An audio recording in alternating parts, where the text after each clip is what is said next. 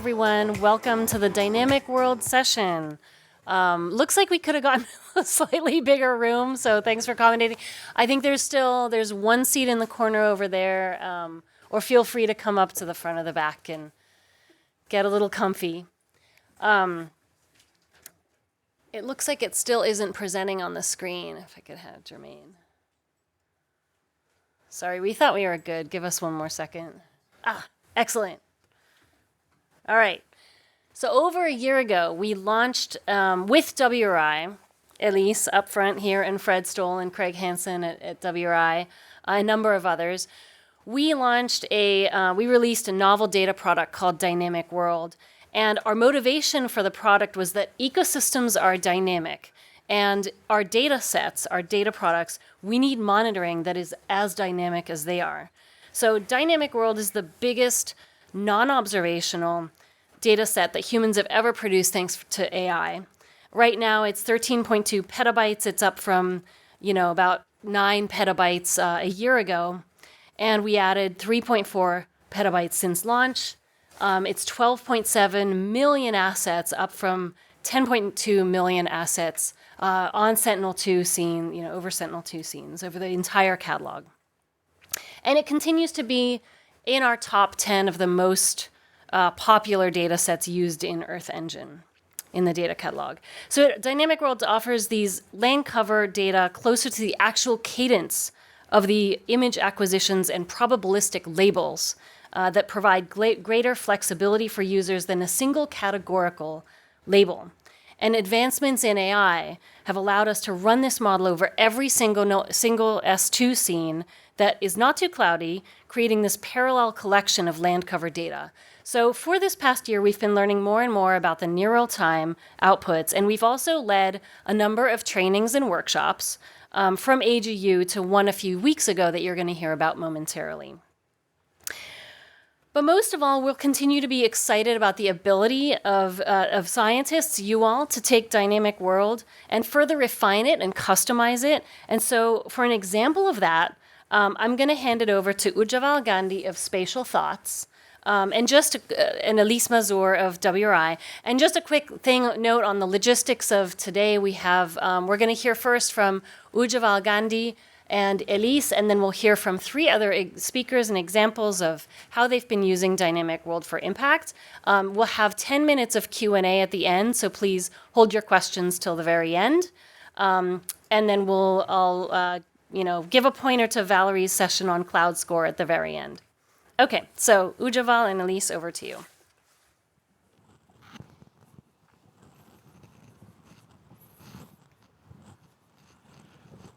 Hey everyone, I'm Elise Mazur. As Tanya said, I work at the World Resources Institute on the Land and Carbon Lab.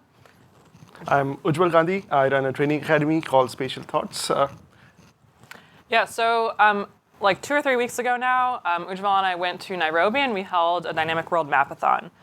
We really wanted to see how quickly people could pick up using Google Earth Engine, Dynamic World, and see what they could use it for. So we partnered with the Regional Center for Mapping of Resources for Development, or RCMRD, who are based in Nairobi.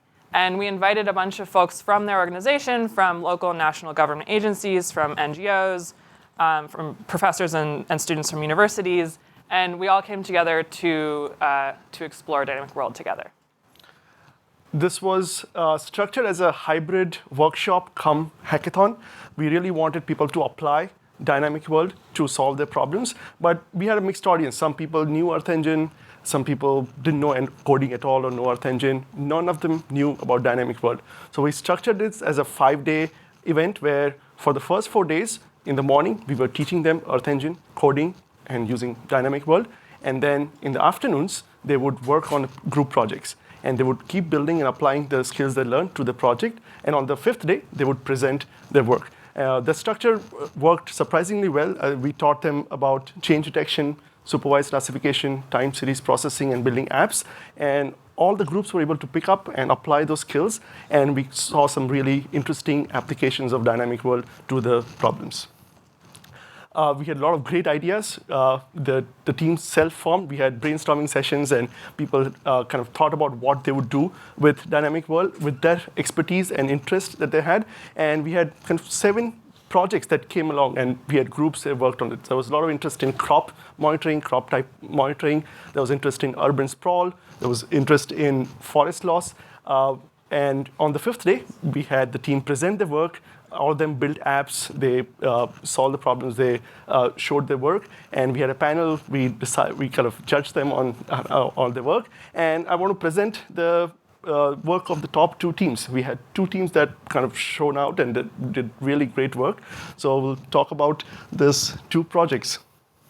Yeah, so our winning group worked on mapping the effects of restoration efforts in the Masai Mara forest in Kenya. So this group was comprised of folks from the Kenya Forest Service, from the Kenya Water Towers, from RCMRD, and some other groups. So the Masai Mara forest is a forest complex that is being degraded and cleared for timber, for agriculture, and for expanding settlements. So all these groups that worked on this project are actively working with the community to help restore the land via tree planting. You can see that they do aerial seeding, they do like manual tree planting, and so this week they wanted to use Dynamic World to monitor that restoration by using local training points to kind of reclassify Dynamic World. They did a lot of work. They wanted to see the changes in the region that they were doing. I want to focus on the classification part, where they wanted to actually get a land cover change product, where they want to see how the land cover has changed in the forest, and can you see the effect of a restoration in their work. They started with just visualizing the Sentinel-2 composite for the region. This is the region of the forest. Most of the changes happen in this part of the region. Just the visual representation shows you some greening effect. There was a cropland that's being kind of restored, and there's grass now and forest regrowing. You can see some of the greening effect, but to quantify and really see it, you need the land cover. So they started looking at Dynamic World, and Dynamic World gives you this top 1 class probability. What's the probability of the highest class that the model is predicting? And if you just loaded this is what you saw. And it was great having people who actually worked on this project, and they would say, oh, this is wrong. There's no forest there. Right? The Dynamic World says this is a top probability of this pixel is a forest. I said, no, this is not a forest there. There's a grassland there. I know, I planted the tree there. Right? So again, they knew about this, and they said, this is not right. But again, that's the beauty of land cover product from Dynamic World. It gives you the probability of the models that you can use to further refine the model to suit your local needs. This is a global model. It did okay being a global model in this context, but the context of this forest is very different than what the model has learned. But you can, with your own training data, you can refine this. So that's what they did. They took the probability bands of Dynamic World and trained it to classify into 3 classes. They say we'll classify this region into crops, grass, and trees. And this is what they saw. On the left side is the before, where you can see all the pink stuff. There's a cropland. And on the after, just a few years later, after all the effort, you can see the grassland and the forest regrowing. And they saw, once they got this map, they said this is the most accurate representation of the map that we have seen. And this really matches what we see on the ground there. So this was like a good testament to, with just a few training samples and refining Dynamic World, they could get a pretty accurate product that matches the ground reality. They also built an app that showed, you can explore and show the changes there. So here on the left side, you see the before and the effect of the classification on the after. And you can see where the actual changes occurred.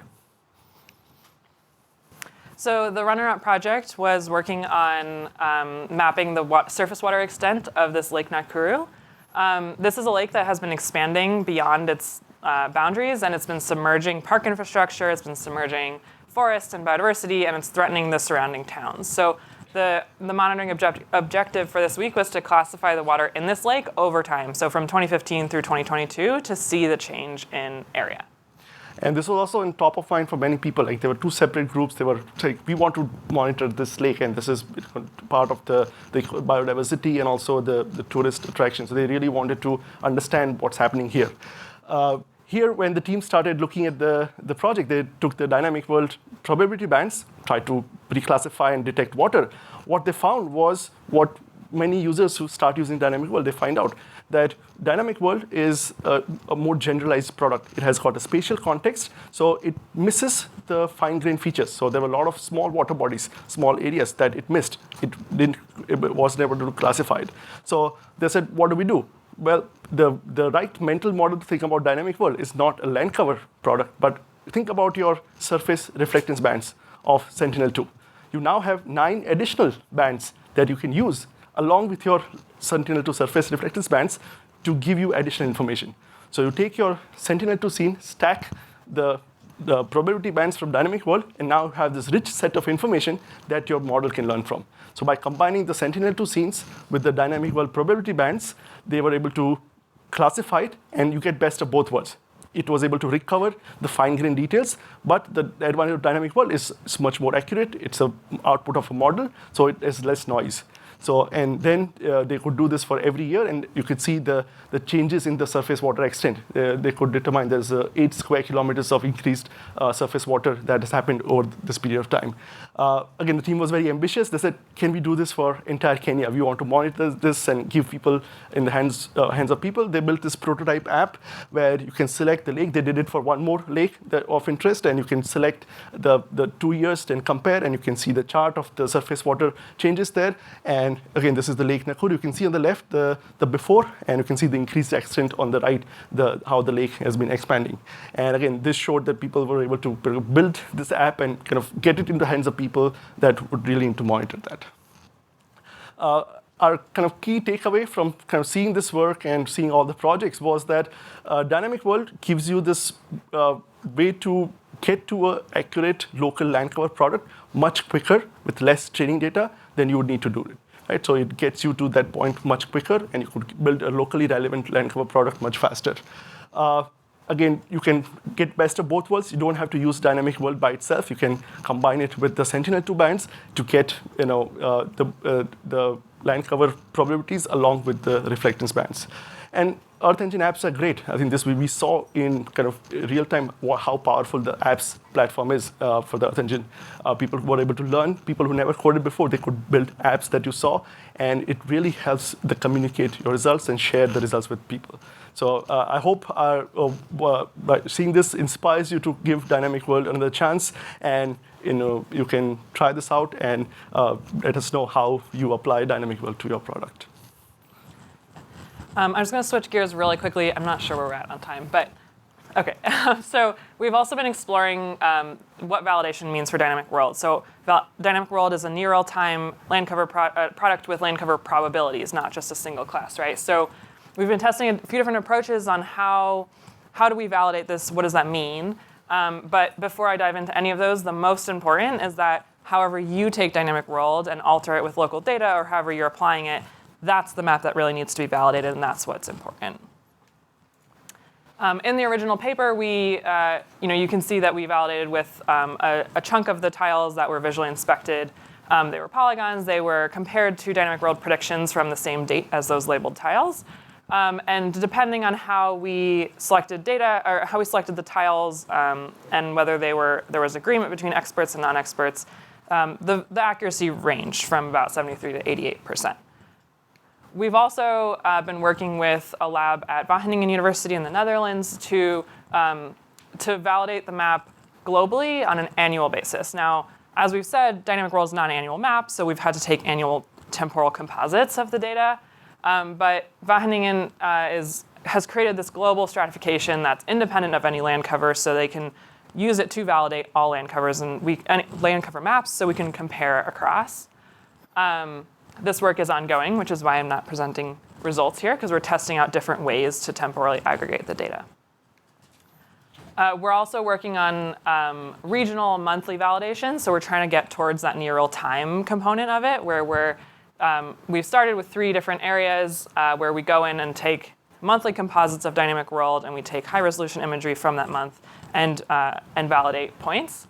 The results from this so far has really shown how the model performance varies in different geographies and in different times of year. All this to say, I'll just repeat again, that the most important thing to validate is the map that you're making and you're using with the Dynamic World product. But we're also very curious your thoughts, since this is like a new space of validating this very complex data set. So we would love to hear your thoughts and ideas. And that's it from us. Thank you.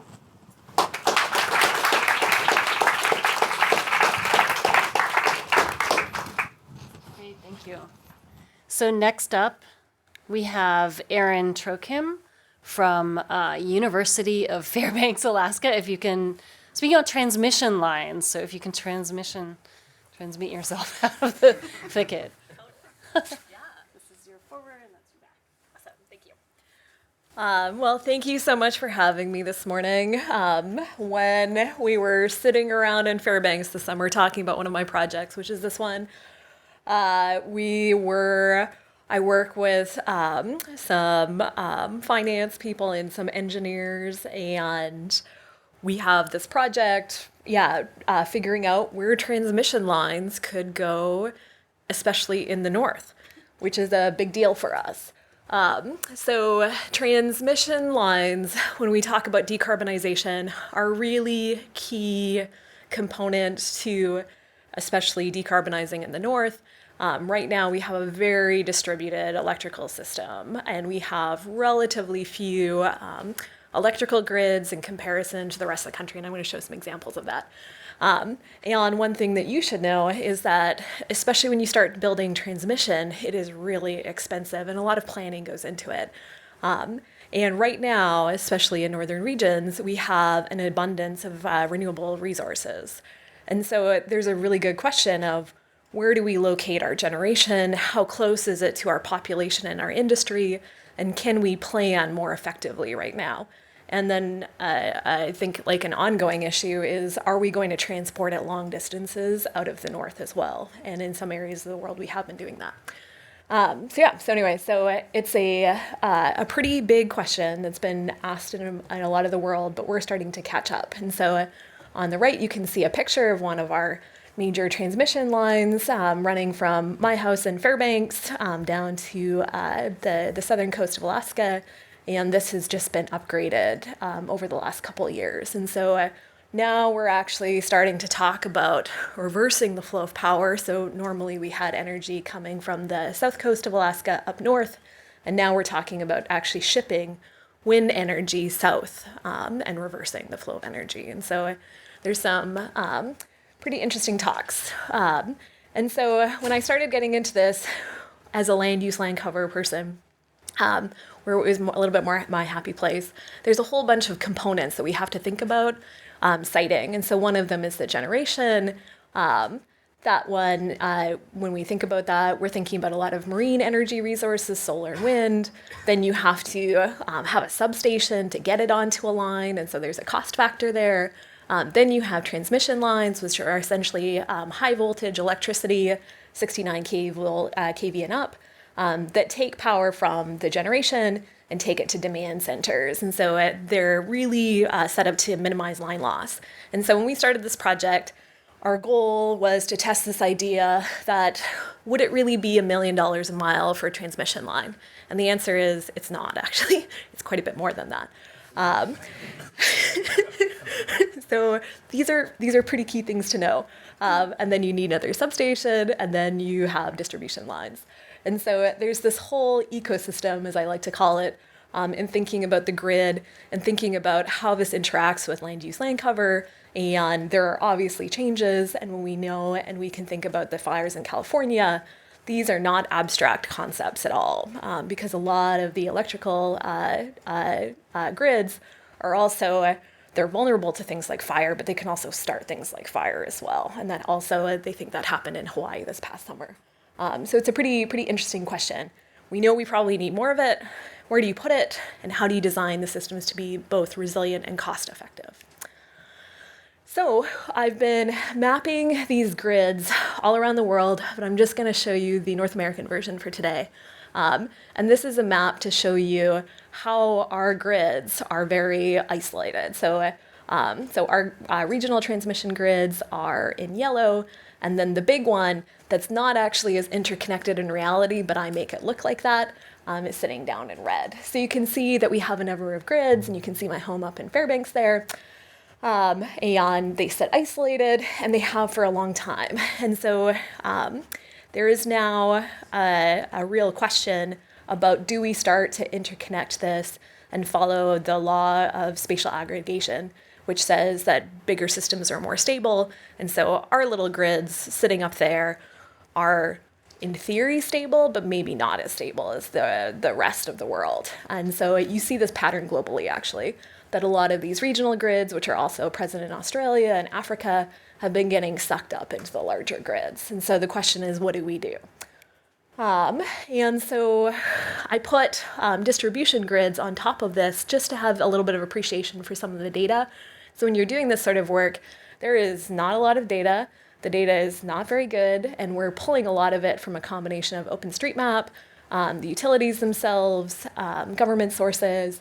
But if you're interested in this work, there's a real need for open data. And so the land use land cover is really key in having better predictive capacity in order to gap fill some of the needs that we have right now, which is that we don't totally know where all the lines are. We kind of do, but we kind of don't. So we're going to find where the lines are. So this is what we've been doing. We've been aggregating through a variety of different data sets, starting with the grids where we know where they are. Then we are using slope, things like road distance. I live up in the north, and so we have permafrost, which is perennially frozen ground with ice that gives us a lot of problems. And then on the end there is land use land cover.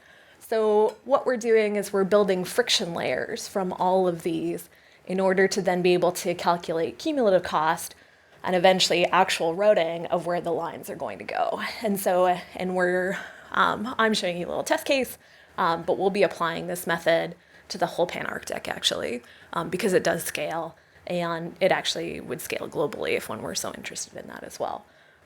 So it's a pretty interesting idea to aggregate a whole bunch of data sets. And so I just want to give a big shout out as well to all the people that produce all these data sets. It is very difficult to do this work without the production of like the land use land cover, the 3DEP data set by the USGS. There's a variety of things that go into this. Okay, so what are we doing? So this is where we're at right now. We have a small little test area that I've been like playing with. And this is looking at, there's actually a highway. It's called the Alaska Highway that runs between the top of the grid in green up there and then the bottom on the right-hand side there. And so you would assume that you should just run the transmission line down the highway. And when we look at the cumulative cost model on the right, and it's kind of matched up pretty well, you can see that if you take the shortest costs, it actually doesn't run along the length of the highway, it runs over the top, where there's also an additional highway actually. So it gives us some real ideas about where to start linking the different data sets together. And then what we need to start doing is adding on all the communities on top of it. So the first order of business is to start linking the different grids together, and then we'll be doing the second step, which is then linking the communities to the existing grids as well as large-scale generation. So the land use, land cover is really key to realistic comparisons outside of the Arctic. So this has been done in the lower 48 forever. It's not particularly novel down there, I would say.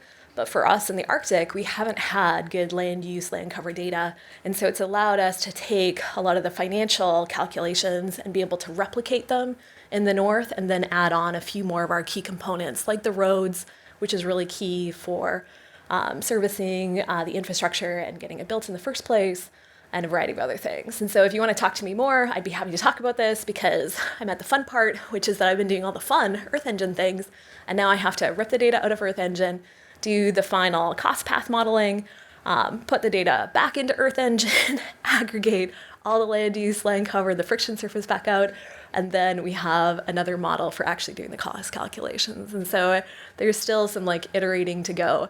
And when I was listening to all the machine learning people talk, I was like, wow, what I see, I think is a real opportunity here is that after we go through this exercise a couple times, we should be able to automate a machine learning model to have to avoid all of this iteration and spinning through munging of large data sets. And so, so for a little take home for this, right now, is transmission line $1 million a mile in the Arctic? Nope, it's about $3 million a mile. That's what we're getting at right now. And so, it's an interesting time to be doing this project. So, thank you very much.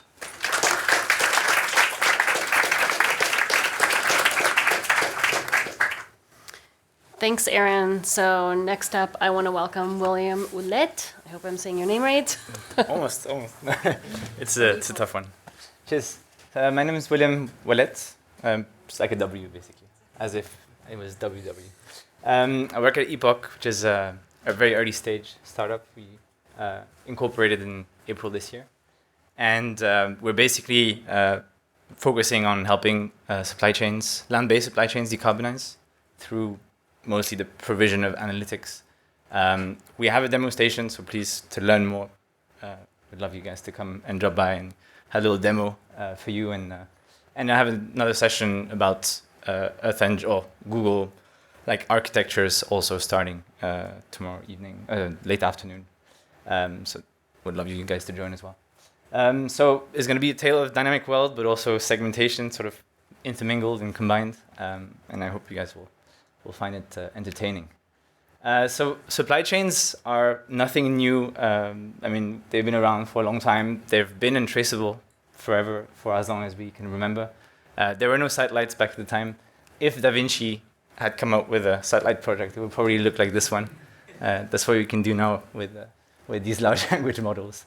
But basically, it's not technology that's actually solving the traceability problem, right? We have all the data we can wish for now in terms of satellite constellations to monitor pretty much every acre on the planet. But we are basically facing a problem where suppliers have to actually collaborate to get this traceability.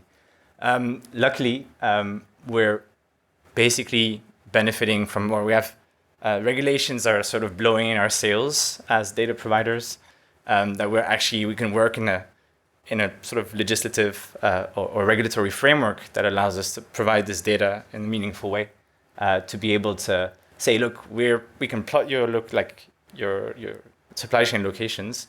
We just need a bit of your help to get it sort of geo-referenced on a map, and then we can get going with calculating emissions from land use management and land use conversion.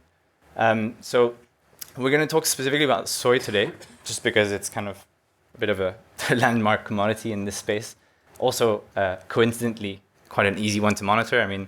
The average plot size of soy is usually, anywhere north of 10 hectares. These are probably even hundreds of hectares in size, each of these plots. But importantly, I want to really, through this little visual, I really want to emphasize that the EUDR, for instance, is actually forcing the georeferencing of all supply chain plots for companies who want to import in the EU actually have to do this work of putting an actual location on their suppliers' plots. So that's really what we can start leveraging as service providers in this space. We're going to look specifically at an area going ahead of myself. This is actually you guys spoiling the story here. So this is an area in Tocantins in Brazil that we're going to be looking at. So one of the Cerrado areas where a lot of soy growing is happening, and a lot of native ecosystem conversion is happening as well. Why does it matter to basically tackle that problem specifically? It's that it's disproportionately responsible for basically the part of the supply chain, which is the first mile, the growing of the commodity, and the clearance of land for that commodity is anywhere between 50 and 70% of the overall, let's say, emissions in that supply chain. So it's really, if you solve that problem, you solve the biggest chunk of the equation.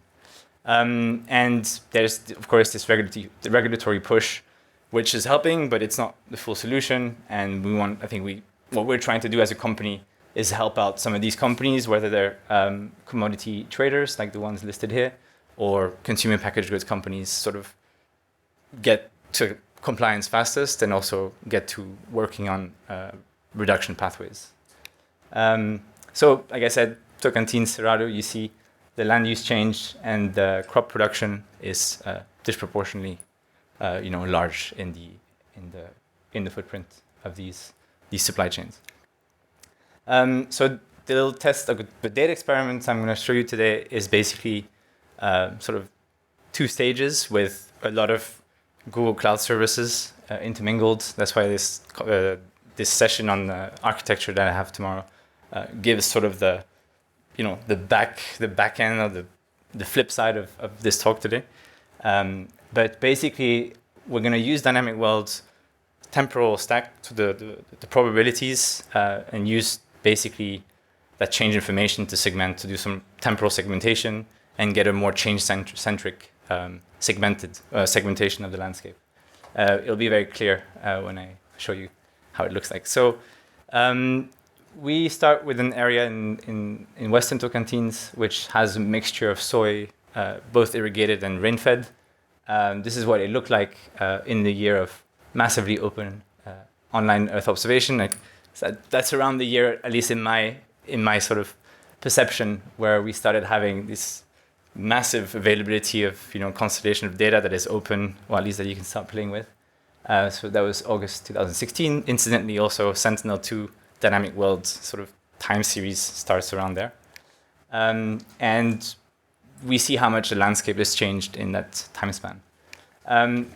We can also pull in some information of where the commodity is growing. There's a lot of amazing baseline or benchmark data sets for where commodities grow globally. So this is the University of Maryland soy data set, for instance, that I've pulled in. We can also start looking at cropping intensity. So this is the number of cropping seasons in that monitoring period. So between 2016 and 2023, how many times have we actually observed soy in that location? And we can also map the bare soil frequency. There's an open source package that I recommend you guys take a look at if you're proficient with the Earth Engine, where you can basically extract bare soil pixels from time series data. And this is just counting the number of pixels that have been observed as bare in the time series, which is quite insightful when you're looking at land use management practices, because there is, of course, the time of the season where you grow something, but there's also the time where you don't grow something. Is the soil exposed in that period? Is it not? How long is it exposed? Is the plot double cropping? So it's common to have soy and maize, as a sort of double cropping rotation in these parts of the world. So this is the kind of very easy to extract information that gives you a bit more context on how intensively things are grown. We have also an above ground biomass product. This is really something we produce ourselves, but that is becoming commodified. I don't know if you've heard about Sea Trees as a data initiative, but they're going to do this way better than we can even do it. But for the time being, we used JEDI, of course, for training, the NICFI PlanetScope base maps, Sentinel-2, and dynamic world probability stacks also added as covariates. So back to the previous presentation, you can start using it as covariates for calibrating and inferring above ground biomass. So you get a distribution of the biomass. That's another thing we can map out. You can also look at the beta diversity. I don't know how much, this is like a concept of landscape heterogeneity, where you look in sort of neighborhood operations, you look at the canopy height heterogeneity in the landscape. And we can see very clearly, this is completely unsupervised, right? It's just a neighborhood operation called the Rouse queue that's run on the raster. And you can see areas with low diversity. They're basically the soy fields. And you have varying degrees of, let's say, diversity in the landscape. And of course, the boundaries between a field and the forest kind of spike up and show yellow. But it's a nice way to see how complex the landscape is, especially in terms of perennial biomass presence. So this is all, I'm showing you all of this because this is all information that ends up being used for the segmentation later. So there's I think there's actually a talk during the Geo for Good where Sean Voltman, one of the cloud geographers, is actually showing a test where he's using phenology information. So this is phase, amplitude, and mean NDVI value used as part of a pan sharpening operation to segment the landscape based on phenology. So we did that as a first test. So basically ran his tutorial. That worked out really, really nicely. We get a segmentation of the landscape. We can then run some zonal statistics at plot level. But most importantly, like this is nice, but we want to get sort of more change-centric. We want to use change data as inputs to the segmentation so we get more meaningful segmentation that is aligned with real changes in the landscape. So this is what we've been drawing out of the dynamic world stack. So you see a plot up there on the right-hand side that just basically shows the typical probability stack over time of a plot that got deforested for soy. So it's like a forest with a transition of like shrub and scrub, which is probably use of pasture, and then eventually becomes a soy field. And then you see also this is masked for statistical significance, so we only show the trends or the temporal trends that where we're kind of pretty like we have a high like 95% confidence interval that there's actually a positive or negative change that happened in those locations, and then you can start seeing a pattern coming out of the landscape. That then gets combined into basically a false color composite of dynamic world probability trends. And you see that this composite is actually a lot more change-lined. So the areas that actually pop up in color are change areas. And then that becomes the input to the segmentation model. Segmentation model, I didn't talk about it too much, but it's the geospatial segment anything model, which probably most of you are familiar with, the geospatial flavor of the meta segmentation algorithm. So then we get to a segmentation which is sort of, I mean, I masked out some parcels, but you get sort of a breakdown of where things are going. We started assigning some information that is useful for a commodity supplier or a supply chain for that commodity, and then we can start assigning emissions values to each of these polygons based on the stack of information I just showed you before. So maybe a few takeaways for the more sort of technical people in the room who are interested in reproducing such a workflow. Segmentation quirks, local tile contrast matter. The segmentation runs on a tile basis. And if you have a stark contrast in one of the tiles, so a water body, like a very large water body with land, you end up having just a binary segmentation, water versus not water. So that's just something to maybe think about. You actually see what's happening on the right-hand tile. The open commodity data is great, but there's definitely a need for producing sort of regional commodity like classification maps. I think there's a session on the last day about this, so I'm pretty excited to attend that one. And then the small perennial plots, which is not what I showed you here. Like this is a very easy textbook case, Brazilian Cerrado, very easy to segment. But we've also done tests in places like Cameroon and for cocoa and other areas. It works fairly well to a certain extent. But there's obviously a very high uncertainty attached. There's a lot of missing, sort of omissions of segmentation. But it's definitely an approach that sort of gave me hope that this could be done for smallholder systems, like of very high like prevalence of perennial vegetation. And actually kind of looks like this. So it's a lot less picture pretty. But yeah, thank you very much.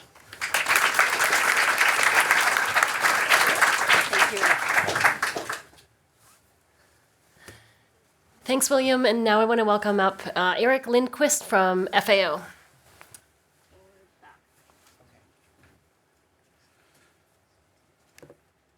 Hi, everybody. My name is Eric Lindquist, FAO. Nice to be here and nice to talk to you. And today I'm gonna go try quickly through these, hopefully, so that we can have time for questions and answers, because I really think that that's the interesting part too about this. But I want to just, if you take nothing away from this talk, I want to let you know that like how we are making use of dynamic world, the pre-processed aspect of dynamic world, and the well-calibrated outputs of dynamic world and the probabilities of dynamic world, to leverage those to do things, to do other things. So it's a wonderful data set for that. So it's a wonderful data set by itself. It's also a wonderful data set to do things that you might have had to do in the past that you don't have to do now. And I want to talk about how we're using those to build customized data sets. at the FAO, Food and Agriculture Organization of the UN. First thing is to classify NICFI and planet data. If you haven't heard of NICFI planet data, I hope you have, but if you haven't, you should hear about it and make use of it if you can. Free high-res data around the world is pretty awesome. And in our open source platform, free to use platform, Spatial, which is a combination of Google Earth Engine, Python, R, other geospatial processing tools, and a nice user interface to kind of enable customized processing of geospatial data for doing anything you might want to do. Check that out at Spatial.io. And then the NICFI planet data. Again, planet.com/NICFI. I'm contractually obligated to talk about the NICFI planet data. I feel like it has to happen at any of my presentations. So check it out. Free high-res data monthly. It's amazing. So let's see. So we use the 4.7 meter planet data, and let's see, this should start a video. This is some functionality in the Spatial platform to create quickly a dynamic world composite over any geography that you're interested for any time period. You can select an asset recipe. You can query for the entire Earth Engine asset catalog for dynamic world. You can use any geography that you want and any time period you want, and can quickly create in this case, we'll be demonstrating sort of a mode composite of dynamic world data without having to code up how to use dynamic worlds. So our job is our goal is to enable the most use of this data by the most number of people around the world, and this is how we do that. So some of this is new functionality. We're working it out as we go. The two of the developers of Spatial platform are right there. Ask them about stuff. Complain to them. Anyway, so you can create a legend really quickly, and I want to get to the fun part here before I move on. And the idea, again, is to then use this data to, you know what, I'm just going to go forward because we don't have too much time. You can build a composite, and then you can subsample. We have applications to subsample from that composite that you've built to generate training data or augment training data to classify other data sets. And this is important because in a lot of parts of the world, we don't have all of those classes that are necessary to monitor, especially for the Intergovernmental Panel on Climate Change, all of those classes to monitor over time. And so with Dynamic World, we have that, but it may not be locally relevant in some cases. We're also using this in the planet context to improve the collection of agriculture and rural statistics, so we can make sure we're not missing areas of especially of small-scale agriculture that are really important for local communities. So an example of that is, so when you do all of those things I just said, subsample and train, you can apply that training to the planet data on the left. This is Dynamic World on the right.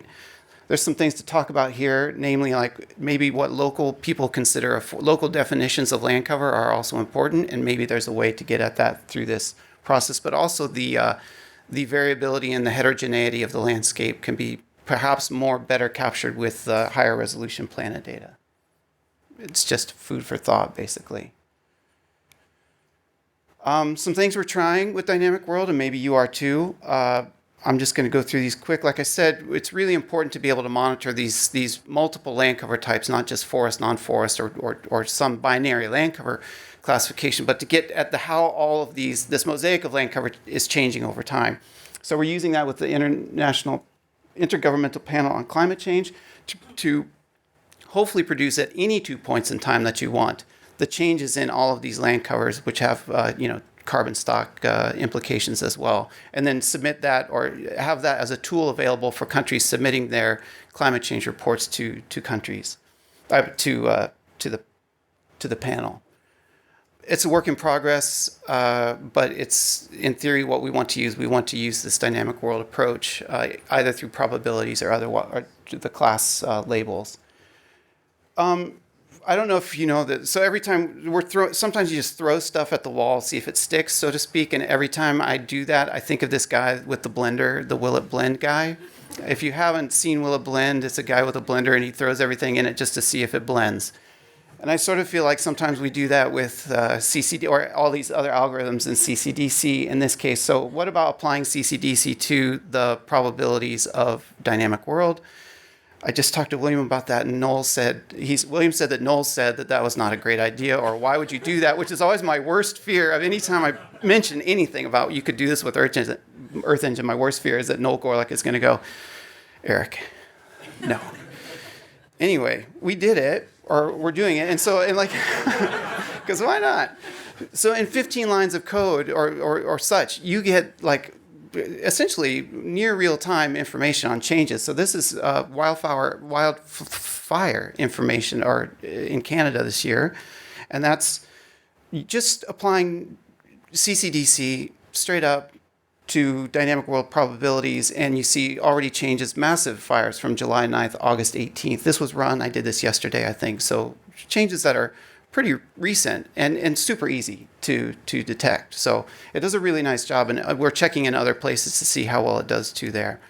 And then finally, we're using dynamic world, the class probabilities, and in this context of spatial or sample-based area estimation as covariates to improve sample interpretation and perhaps sample design so that countries can produce higher precision estimates of forest cover loss or forest cover change for the United Nations Framework Convention on Climate Change reports. All sorts of cool stuff. Some interesting links if you're interested. And thank you very much for your attention.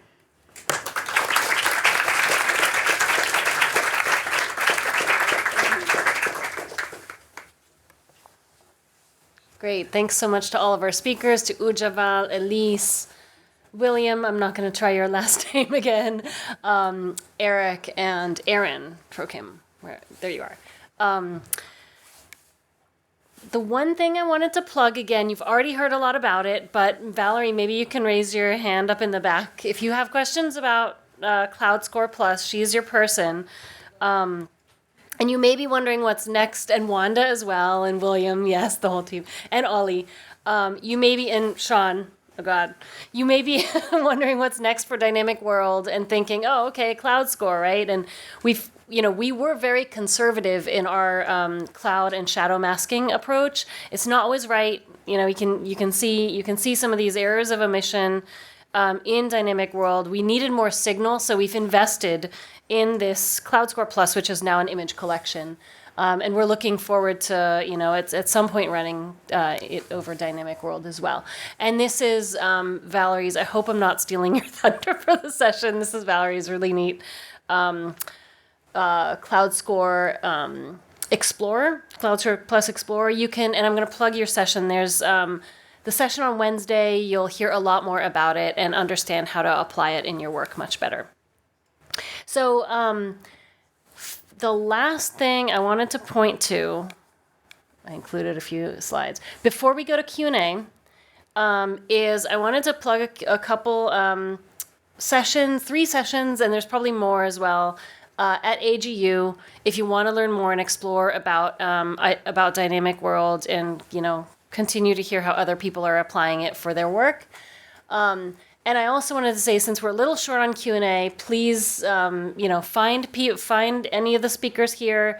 We'll be here together for 3 days, so please make use of your time that's where you're all here in case you have other questions. Okay, so with that, if I could invite the speakers to the front, and please raise your hand. There's handheld mics in the back if you have any questions. And you can also ask them of the Dynamic World team as well. Any questions? We're all stunned into silence. Yes.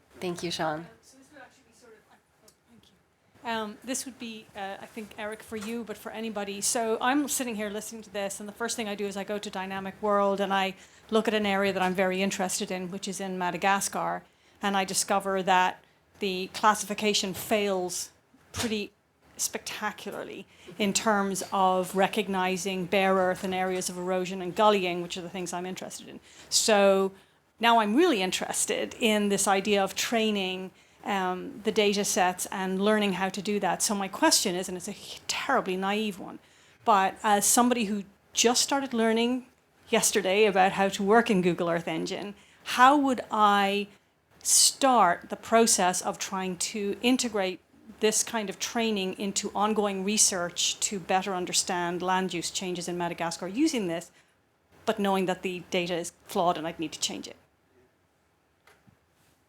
Does anyone want to jump on that? Yeah. I can.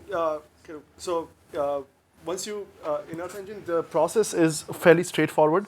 If you go to the user guide, and search for supervised classification using Earth Engine, there's a tutorial and video which shows you how to drop training points and assign a class, and then train a model. And instead of normally they would talk about using Sentinel-2 bands or Landsat bands, you would use the dynamic world bands as input to your classifier, and that would retrain that model to produce a new land cover map.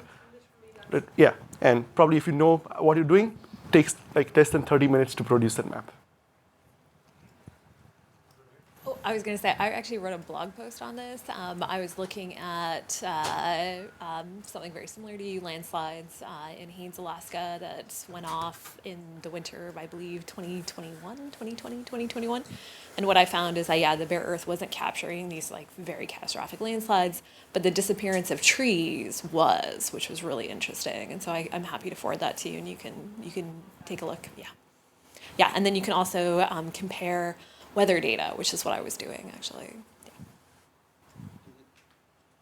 I just have a further on question to that question about maybe to the dynamic world team in general. Is like, is there a procedure, or will there be a procedure in such ways that local knowledge can then be pushed back to the algorithm to improve the classification of dynamic worlds, so that as you learn more, or as you improve that local classification in Madagascar, push it back somehow so that the next time it comes around, you don't have to do that, maybe?